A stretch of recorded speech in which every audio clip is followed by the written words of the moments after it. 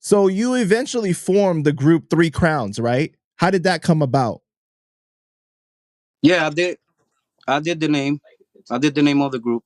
The thing is that I didn't have no experience and shit. I was just a young kid, you know.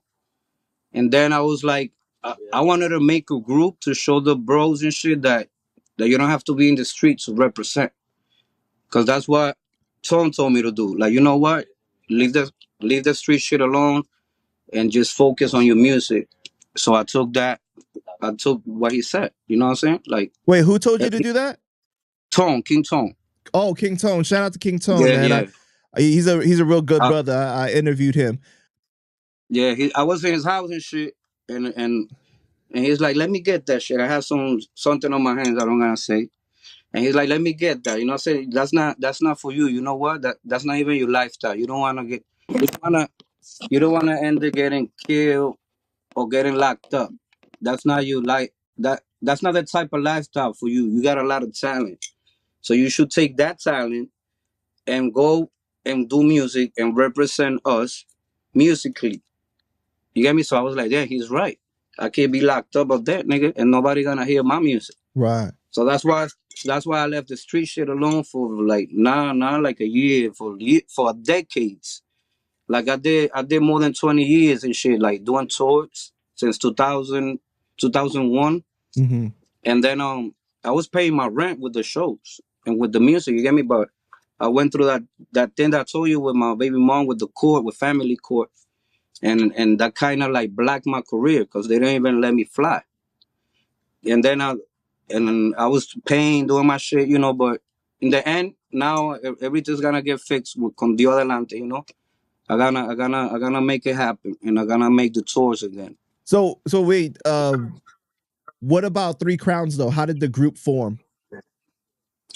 I did it because I met one of them through my man Spank in Uh-huh. Queens, and then I did a song with him. But I already had worked with Tempo, some guy in Puerto Rico, but Tempo was big already.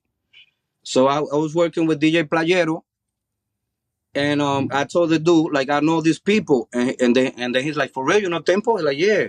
So we went to Puerto Rico trying to do an album, me and him, before Tres Coronas and shit.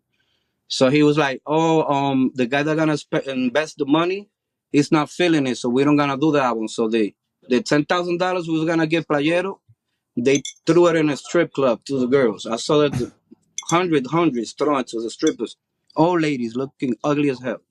So I was like, "Damn, you decided to throw the money away instead of doing an album?" All right. So I came back to New York and I just started working on my solo shit. So then he called me back like, "Yo, Ray, my bad." And he brought one of his men from Paris. So I was like, we was in a group yet, we was just chilling like right now. And then I was watching TV and I saw like a trophy that says the Triple Crown. Yeah, the horse races. They also got it on the baseball. They got like a trophy. They call it the Triple Crown. So I thought of me, and she was like, "Damn, I rep the nation. The bros got the crown, and I'm from Corona, Queens, and it's three of us right now."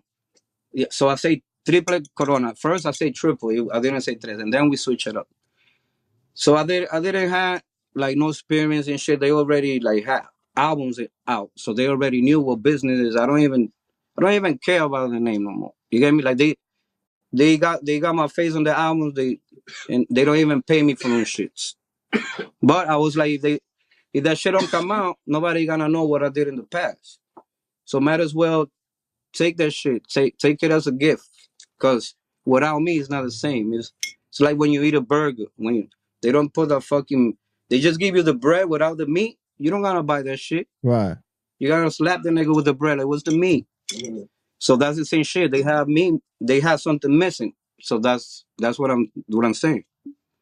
And nobody. Right, because you end up leaving the group, right? I never wanted to leave. I left because I signed a deal with Machete Music with Daddy Yankee's label, and then I'm with Daddy Yankee in L.A. with Boy Wonder, and Daddy Yankee comes up to me and tell me, "Yo, I told the label that you my friend to sign you," and I was like, "How the fuck you got the album? I don't even got it." And he's like, "Oh, cause y'all about to sign with Machete Music. I even tattooed that shit here on my arm. Look." And people tell me, what the fuck you tattooed Machete me? So like, yeah, because that was the first label that put my album in every CD all around the world. Even if I didn't get $1 out of the album because they took the whole check. But the reason they got signed was because of me, because Yankee told the label to sign us, because oh, that's my man. And I told that Yankee, like, damn, you know what's fucked up? That they took the credit for that. So I ended, building a better relationship with him after that. And he asked me who took the picture for your album. And I say, oh, some guy named Armin from Paris. He's like, can you call him? I was gonna give him the number another day, but I went on my phone and I called Armin right there. Yo, he want to do the CD cover. And he's the one that did the Barrio Fino, where they have the gasolina shit. Right. My man did that picture because I hooked him up with Yankee. You think that nigga ever called me to say thank you, right? Because he worked with all the niggas that was with me in the group, with the Corona niggas. So I was like, damn. So I did all this shit. I introduced him to Boy, to this, to that. I worked in the radio station. And I introduced him even to Sergio Parra, the one that do the videos for Cenk, working to my trap house. Sergio was my man, and he was recording us. And he told me, can you bring your group? I'll help you. And I brought him, and then he ended up being their manager. I'm like, how the hell you their manager when I'm the one that brought them to your house, my nigga? You get me? Like, that's like cut and throw to me. But in the end, I still shake Sergio's hand. I was like, it's all good. I know they're gonna do something funny to you. And then I saw him the second time. He's like, yo, I don't work with them no more.